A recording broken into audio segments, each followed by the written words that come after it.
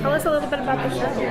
There's not a lot of Yeah, we're almost as secretive as the show itself. I know, we're a blank slate. It's so hard to talk about a thriller because there's so much you can't tell anybody. Right. We just got back from Israel shooting the pilot, and we were staying in the same hotel as the actors, and we would see them and we would avoid them because we couldn't talk to them because we didn't know what they knew and what they were supposed to know, and the writers all were sort of, were bringing the story forward. It's hard. It's a thriller set in an archaeological dig in Jerusalem, and Peter Conley, which is a character played by Jason Isaacs, is the FBI agent in Jerusalem who is tasked with investigating the murder of an American, and he is trying to uncover this murder mystery, but at the same time he uncovers this huge conspiracy by these disparate groups of people who are converging on Jerusalem. So he has to figure out the murder and sort of save the world. So the publicity materials call this a 2,000-year-old mystery, which to me that's a fairly specific number.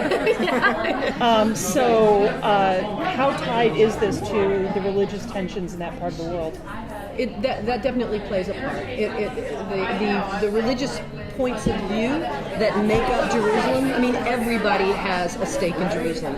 Everybody, and so those religious points of view definitely are invested in our characters who are part of our story.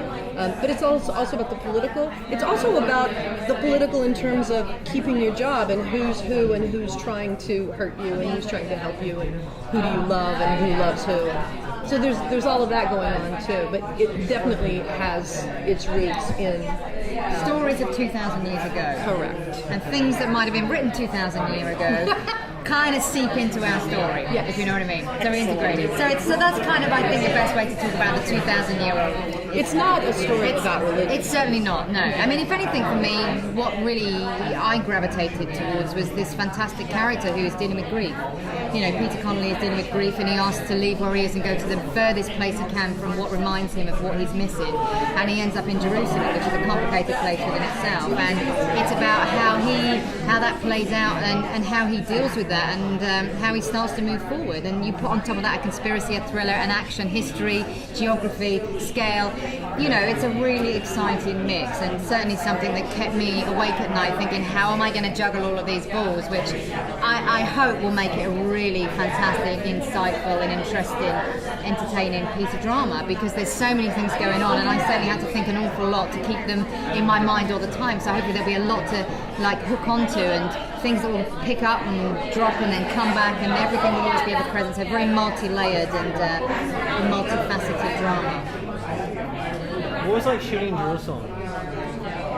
Extraordinary. I mean, amazing, as it is shooting anyway. You've got to remember, when you arrive on a film set, 150 people turn up, it's like the circus, and wherever you go, you're an inconvenience to people, But, it was extraordinary to be, there were times that I almost, I did pinch myself and think, I am standing on stones that were laid by the Romans, and you sort of read about that in a history lesson at school when you're slightly zoning out and a bit bored of what Mr. Johnson's talking about, and yet here I am today, stood here, creating this drama there. It's a pretty extraordinary thing to have done. Absolutely, and the story plays so much about the ancient and the modern. You see the ancient part of the city and the modern world, converging, and literally you show up on a film set and there's you're standing outside the city of David, and you're like, this is crazy, and here's a van that says dig on it. So it was amazing to be there, to touch the stones, to be in the places that the story takes place. Amazing. You've since relocated to Albuquerque, and that is very different than Israel. How are you adapting to the different scenery? Well, first of all, the story, we actually used Israel to to stand in for other countries, including the I United recreated States. Arizona in Jerusalem. In Jerusalem. So now, So now we're doing it the other way around. It's just making it a fair As we fight. do, and I did Dexter for a number of years, and we always shot Miami and Long Beach. So it's something that I think most shows are familiar with, But we got an awful lot of fantastic footage, which will stand its stead for the rest of the show. But equally, we had studio things too. You can build a studio anywhere, really. Yeah. And I do think we will do some exteriors in other Yes, countries. there will be another exotic location, Yeah. TBD. Anything we can't shoot in Some things we may Albuquerque. struggle with in Albuquerque. I'm not so sure because I've never been, but there's some things we may struggle with. But I'm not sure, but we were frankly a little concerned about shooting Arizona, we in had Israel. So at least we we're can quite now relieved in some ways. We breathe have these freely big about Arizona that, scenes yeah. that we're now bringing back. Right, because it's a huge story. David Constable's story takes place, and Lauren Ambrose is the lead of that story. That takes place in the United States, out in the desert, and so that part will now get to look really, really wonderful. A story like this seems like a perfect opportunity for a lot of interactivity on the web and stuff. Yes. Do you have plans for sort of extended web stuff? There's a prequel that's starting now. That before the show starts, it's happening now. I think it's 12 episodes, and there are a lot of interactive games and things that are going on with that. So that's going to lead up to us premiering. But yeah, it is the kind of thing that lends itself to those kinds of internet. Yeah, I think any multi-layered story, you can always find ways to find, accessibility in other ways. So I think there's going to be a lot of that, which will be hopefully very exciting. Yeah. So, I was raised by an archaeologist, so when I heard that was Seriously? and I've done archaeology myself, so that was one of the things that I was like, okay, now I'm in.